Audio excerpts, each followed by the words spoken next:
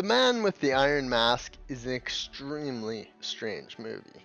It's a movie based upon, a tale, but yet is incorporated into this insane, fantastical story of the wonderful world of musketeers and their gallant nature and their wondrous loyalty to the king. The Iron Man in the Iron Mask is actually a very horrible story about there was actually a guy who was, imprisoned in a mask and kind of erased of his identity. But it's incorporated here in a very interesting tale. It's incorporated in an interesting tale about, the way that the identity of the man in the Iron Mask. And it's told in sequence with the Musketeers, four musketeers that are extremely awesome. And I must say that these are some of the greatest musketeers alongside the Three Musketeers from the other movie.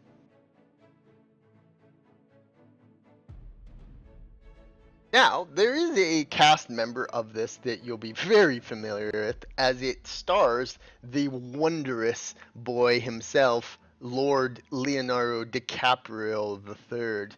And Leo is stellar, as always, and he actually plays as truly awesome king in this. He's two characters essentially. He's the man in the Iron Mask, the twin that has been imprisoned for so long, and then there's the actual king who's kind of arrogant and kind of a little evil and has that nature to him. He's really not the best person in as the real king, so to speak, but he plays it well because Leo does do these types of things. When Leo wants to be a very evil character, he can pull it off so amazingly with his sinister nature and his opulence.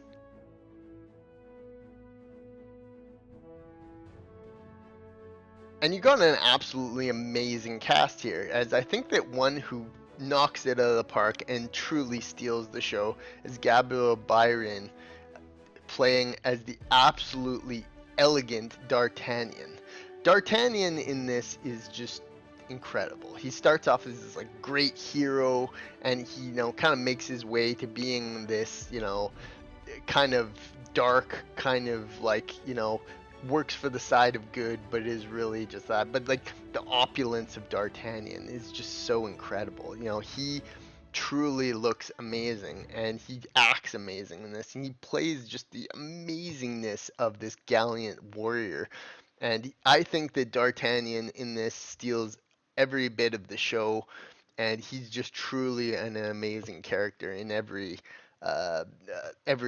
sequence he's in. He's just amazing. I love D'Artagnan. But I mean, you also have characters like John Malkovich as Athos, who's incredible as well.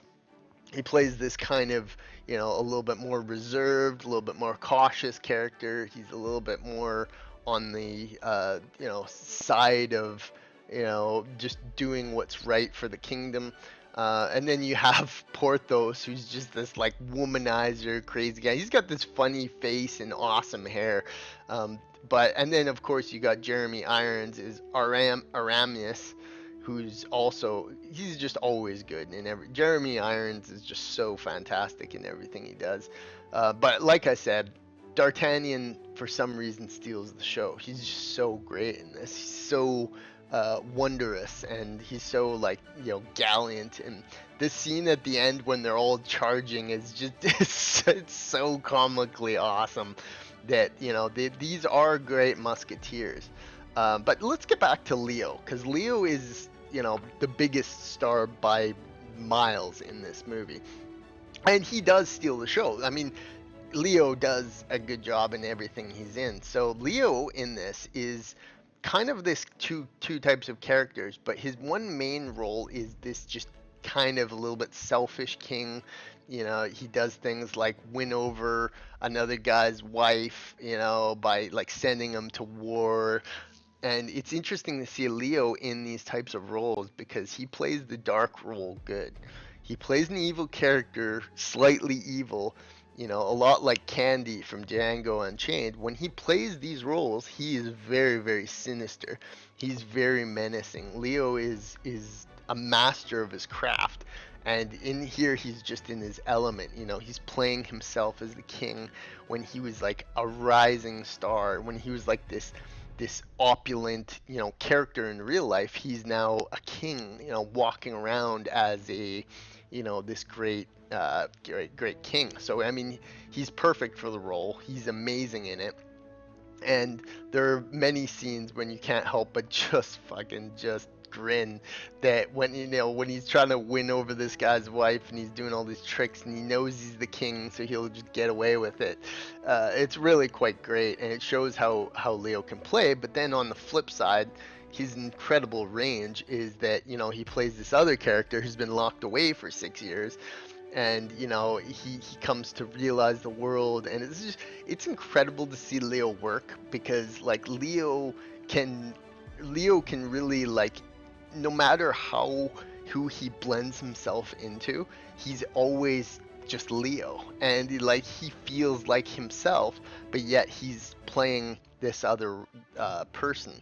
So he has a way of like splitting who he is as a person and molding it into like who he's trying to portray. And this is a movie that does such a good job at showing that, because he truly can make himself feel like two different people, two twins, two people who are complete strangers and twins, and he can make them feel like they're, different people, which is incredible that he has that ability.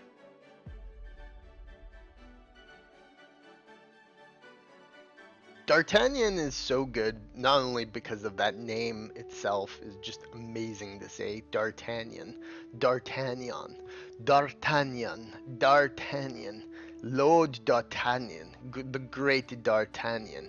It just rolls off your tongue, and you can't help but keep saying it.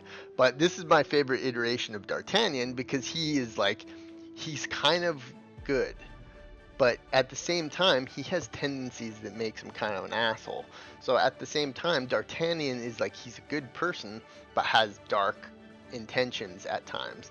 And ultimately, turns out that the good nature of him is the most dominant force in him, and that he's just downright like a stern man who wants to be great. And like, yeah, a lot of the sequences in it involving D'Artagnan, he's just like, you can't look away. He looks so uh, uh just fucking beautiful, and like he looks just so elegant, and like he's D'Artagnan the Great. Yeah, and there's a scene at the beginning of the movie when he saves Leo from getting assassinated by throwing his sword, and you just think from there, like, well, he's gonna be like the king's greatest, like king. He's going to be the king's like best friend after this, but he's not really, because of the way Leo is, and he doesn't actually treat him very nice afterwards, after saving his life probably multiple times. D'Artagnan the Great definitely is not given, the royal treatment from the king, and you kind of feel for him because of that. Because yeah, you would think that you would get like 100% beloved by the king, but Leo is, king. The king is such an asshole that he doesn't even acknowledge the fact that D'Artagnan will do anything to save his life. He's just a selfish person. But yeah, I mean, like, yeah, the movie is really, really good. It's kind of dark at times, and that's where it differs from the Three Musketeers, the 1993 movie, is that it takes on the role of a dark fantasy more. I mean, it is more of a dark type of story. There's lots of dark scenes where there's just dark lighting. Grittiness of it is more evident. And it's more of a movie that, has, there are two parallels of each other. There's the Three Musketeers, which is kind of a light fantasy, feel good, everyone wins, the good guys, and then there's this movie that kind of has a more realistic, grounded approach and a more sinister overtone to it. And the two movies work in tandem with each other so well, because they both tell two sides of the same story. They're same characters. D'Artagnan on the one side, you got, them, but it's such a different story. that you could almost go so far as to say that this is a sequel to the Three Musketeers from 1993. Weirdly enough, I mean, you could almost do that, even though they're, completely different. So I mean, and the characters look completely different. I mean, D'Artagnan in this doesn't look anything like D'Artagnan in the Three Musketeers.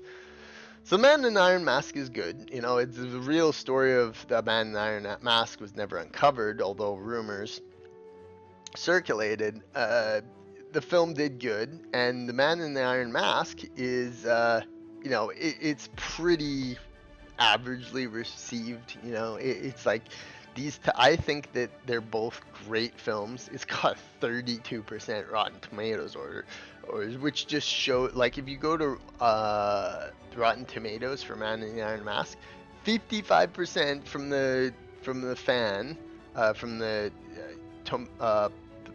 popometer, and then 32% critic reviews. It just is criminal. People rate these so badly, because it's a good movie and it's interesting and it's really, really historically awesome. And these historical dramas, I love. I love this time period so much. And yet, people don't appreciate good movies anymore. So, I mean, I would say that this movie was a fucking spectacle when it came out in the theaters and would have been really, really awesome to witness. But yet, I mean, here we are. This is Leonardo DiCaprio in his absolute prime element. You can almost see the enjoyment he's having on set, in acting. He loves his craft and he is a master of it. Leonardo DiCaprio is one of the most famous actors in history for a reason.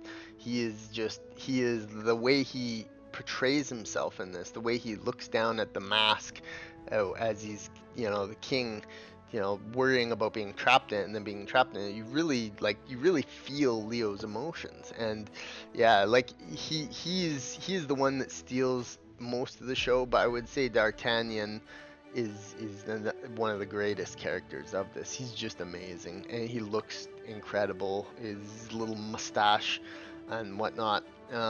So yeah, I mean, Man in the Iron Mask is a great movie. Is a movie that has a lot darker overtones, a little bit more of a dreary setting than the Three Musketeers from 1993.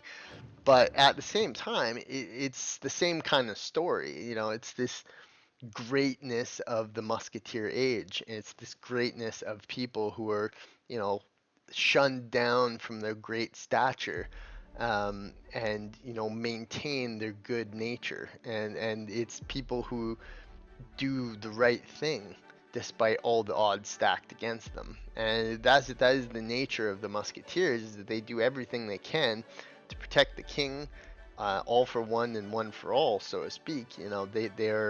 Their camaraderie ship is their greatest strength. And in this, it really feels great because they do a lot of things that would definitely get them in trouble and probably be headed by the king. But yet they do it because of their honor, and they do it because of their righteousness. And yeah, it's a good movie. It's a great period piece.